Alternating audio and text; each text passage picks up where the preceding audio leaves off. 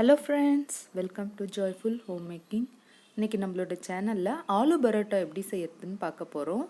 ரொம்ப டேஸ்டியாக இருக்கும். வாங்க பார்க்கலாம் எப்படி செய்யறதுன்னு. இப்போ நான் கோதுமை மாவு 2 கப் அளவு எடுத்துக்கிறேன்.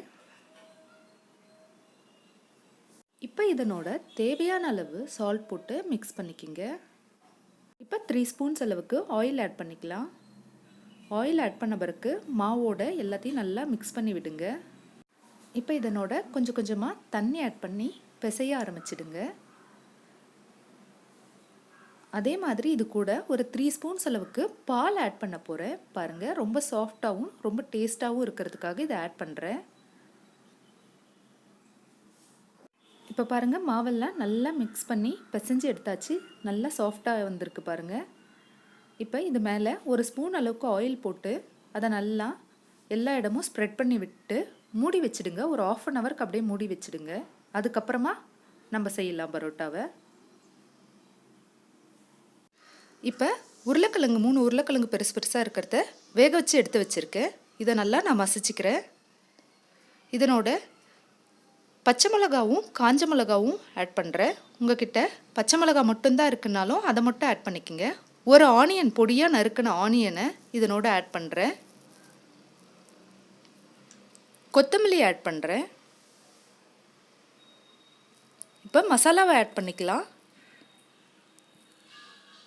தனியா ஒரு ஸ்பூன் ஆட் பண்ணுறேன். தனியா,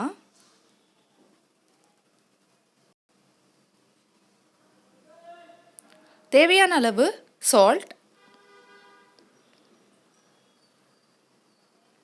கொஞ்சமாக மஞ்சத்தூள், ஒரு 1/4 டீஸ்பூன் மஞ்சத்தூள். இது பாருங்கள், ஓமம் ஆட் பண்ணுறேன். நல்லா அதை மசிச்சு ஆட் பண்ணிக்கோங்க. ஆட் பண்ணால் நல்லாயிருக்கும், டேஸ்ட்டாக இருக்கும். இல்லைன்னா விட்டுருங்க. இப்போ ஜீரகத்தூளும் சாட் மசாலாவும் ஒரு 1/2 டீஸ்பூன் அளவுக்கு ஆட் பண்ணுறேன். அதையும் இதனோடு சேர்த்து நல்லா மிக்ஸ் பண்ணி எடுத்துக்கலாம். இப்போ பாருங்கள், மசாலா தயாராகியாச்சு. எல்லாம் நல்லா மிக்ஸ் ஆகிருக்கு. இப்போ 1 ஹவர் கழித்து நான் ஓப்பன் பண்ணுறேன். மாவு நல்லா ஊறி இருக்கு. பாருங்கள் எவ்வளோ சாஃப்டாக ஆயிடுச்சு. நல்லா மாவை நல்லா பிசைஞ்சு எடுத்துக்குங்க. அப்போ தான் பரோட்டா நல்லா உப்பி வரும். நல்லா பிசைஞ்சிக்கலாம். இப்போ பாருங்கள், மாவு கொஞ்சமாக எடுத்து நல்லா ரவுண்டாக உருட்டிக்குங்க. உருட்டிட்டு அதை நல்லா ப்ரெஸ் பண்ணி சைட்லலாம் வெடிப்பு இல்லாத மாதிரி நல்லா உருட்டி எடுத்துக்குங்க. கொஞ்சம் கோதுமை மாவை கீழே அப்ளை பண்ணி உங்களுக்கு 2 விதமாக இதை எப்படி திரட்டுறதுன்னு சொல்கிறேன். இதை பாருங்கள், இதை குழி மாதிரி பண்ணி அது உள்ள மசாலாவை வச்சுடுங்க. இப்போ எல்லா கார்னர்ஸையும் எடுத்து ஒன்றா வச்சு ப்ரெஸ் பண்ணி இப்போ இதை திரட்டிடலாம். பாருங்கள், கொஞ்சம் கூட வெளியே வராது. ரொம்ப டேஸ்டியாக இருக்கும். ஒரு டைம் இதை ட்ரை பண்ணி பாருங்கள். பாருங்கள், கொஞ்சம் கூட வெளியே வரல. இப்போ இன்னொரு மெத்தட் சொல்கிறேன் பாருங்கள். இந்த மாதிரி திரட்டிட்டு உள்ள மசாலாவை நல்லா ஸ்டஃப் பண்ணி விடுங்க. இப்போ கொஞ்சமாக மசாலா பக்கத்துலேயே கொஞ்சம் ஆயில் மிக்ஸ் பண்ணி எட்ஜ் ஆஃப் த கார்னர் எல்லாத்தையும் ரிப்பன் மடிக்கிற மாதிரி மடித்து கொஞ்சம் மேலே எடுத்துருங்க மாவை. இப்போ நல்லா ப்ரெஸ் பண்ணி கொஞ்சம் மாவு அப்ளை பண்ணி இதை திரட்ட ஆரம்பிச்சிடுங்க. இதுலேயும் வெளியே உங்களுக்கு வராது. இந்த மெத்தடு நீங்கள் ட்ரை பண்ணுங்கள், ஃபஸ்ட் டைம் ட்ரை பண்ணுறதுனா. இப்போ கல் காஞ்ச உடனே பரோட்டாவை போட்டு எடுத்துடலாம். மேலே ஆயில் அப்ளை பண்ணிக்கோங்க. உங்களுக்கு பட்டர் வேணுனாலும் அப்ளை பண்ணிக்கலாம். இப்போ இன்னொரு பக்கமும் திருப்பிட்டு ஆயில் அப்ளை பண்ணுங்க. நல்லா ப்ரெஸ் பண்ணி விடுங்க. எல்லா கார்னர்ஸையும் நல்லா ப்ரெஸ் பண்ணுங்க.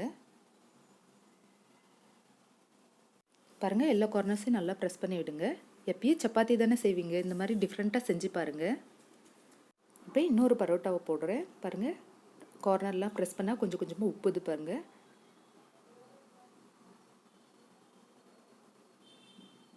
சுவையான ஆலு பரோட்டா தயாராகியாச்சு. பாருங்கள், இதுக்கு ரைத்தாவும் குருமாவும் தான் இன்றைக்கி வச்சுருக்கேன். வெறும் ரைத்தா நீங்கள் வச்சிங்கனாலே ரொம்ப அட்டகாசமாக இருக்கும்.